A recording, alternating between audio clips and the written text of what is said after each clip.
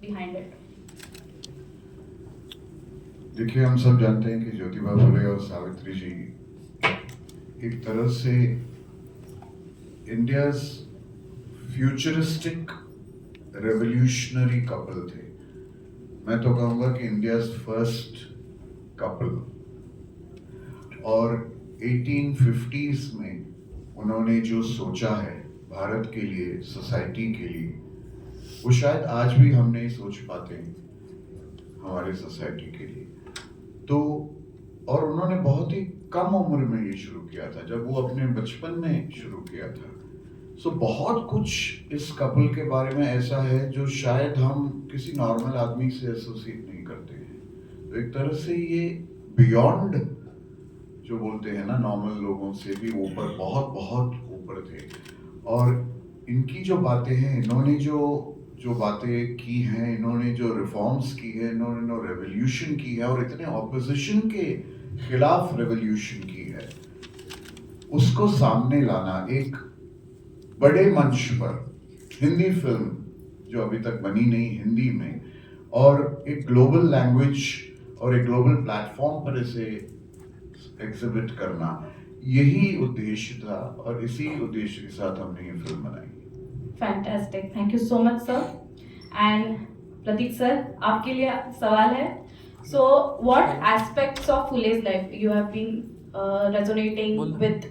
आपने वो महात्मा जी फुले, उनका जो किरदार यहाँ निभाया है, तो उस दौरान what aspects of Fule's life resonated with you the most as an actor and even as a person, as an individual? नमस्कार। सबसे पहले तो मुझे लगा कि मैं बहुत ही भाग्यशाली कलाकार हूँ जिसे ये किरदार निभाने का मौका मिला, और मेरे लिए बहुत बड़ी बात है।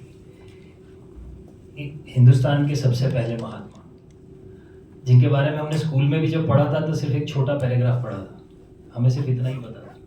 इनके जीवन के बारे में इतना डिटेल में जानने का मौका मिला इस फिल्म के थ्रू।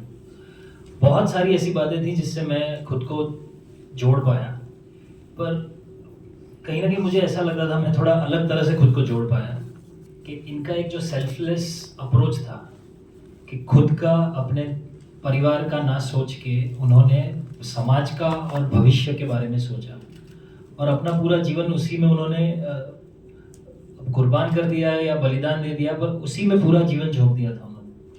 और इतने नीडर लोग उस समय में होना शायद किसी कहानी से कम नहीं लगता।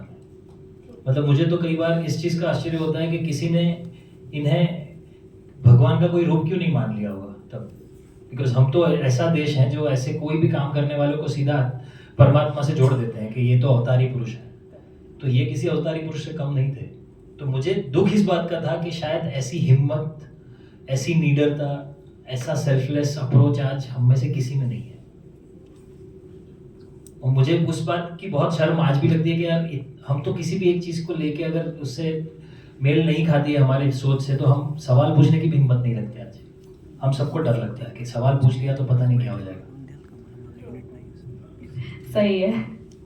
So with this I open the floor. अगर पत्रकारों में से किसी को कोई सवाल करने हैं